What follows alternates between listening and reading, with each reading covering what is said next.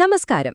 ഒരു രോഗിയുടെ ഇ.സി.ജി. റിപ്പോർട്ട് കയ്യിൽ കിട്ടുമ്പോൾ ആ വരകളൊക്കെ കണ്ട് ഒരു കൺഫ്യൂഷൻ തോന്നാറുണ്ടോ? ഇനി അതിന്റെ ആവശ്യമില്ല. കാരണം ഇ.സി.ജി. വ്യാഖ്യാനം വളരെ എളുപ്പമാക്കുന്ന ഒരു 8 സ്റ്റെപ്പ് മെത്തേഡുണ്ട്.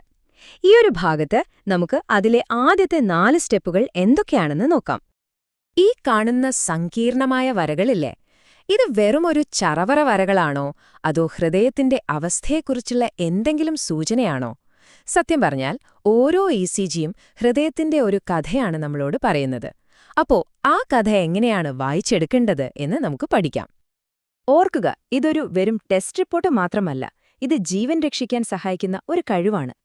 ഞാൻ ഈ പറയുന്ന സ്റ്റെപ്പുകൾ നിങ്ങൾ കൃത്യമായി ഫോളോ ചെയ്യുകയാണെങ്കിൽ ഏത് ഇ.സി.ജിയും നല്ല കോൺഫിഡൻസോടെ നിങ്ങൾക്ക് വായിക്കാൻ പറ്റും. ശരി, അപ്പൊ നമുക്ക് കാര്യത്തിലേക്ക് കിടക്കാം. ഹൃദയത്തിന്റെ കഥ വായിക്കുന്നതിന് മുൻപ് ആ കഥ എഴുതിയിരിക്കുന്ന ഭാഷ നമ്മൾ ആദ്യം മനസ്സിലാക്കണം. അതായത് ഇ.സി.ജി. പേപ്പറിനെക്കുറിച്ച്. ഇ.സി.ജി. പേപ്പർ ശരിക്കും പറഞ്ഞാൽ ഒരു ഗ്രാഫ് പേപ്പർ പോലെയാണ്.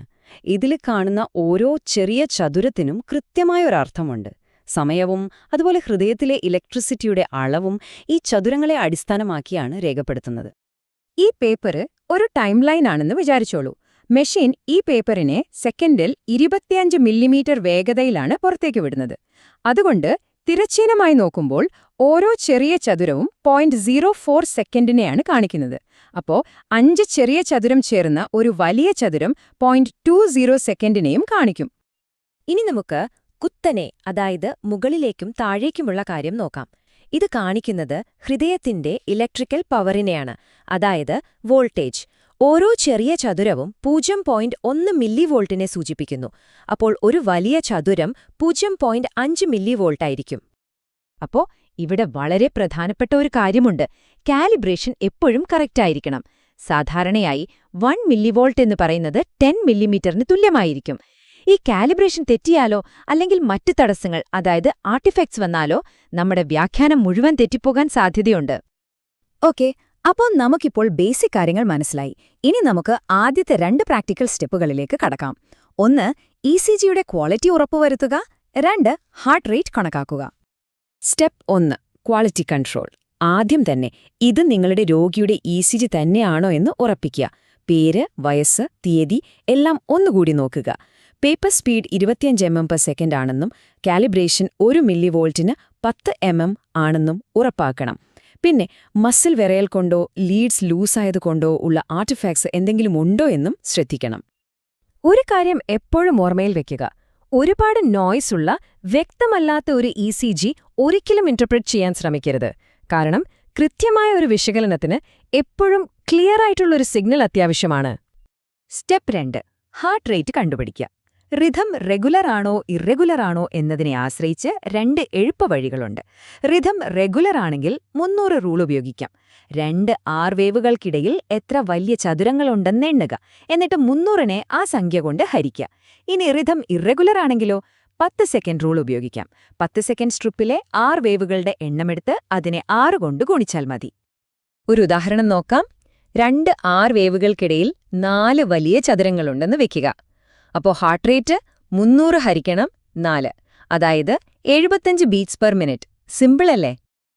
ഓക്കെ, ഇനി നമുക്ക് അടുത്ത 2 പ്രധാനപ്പെട്ട സ്റ്റെപ്പുകളിലേക്ക് പോകാം.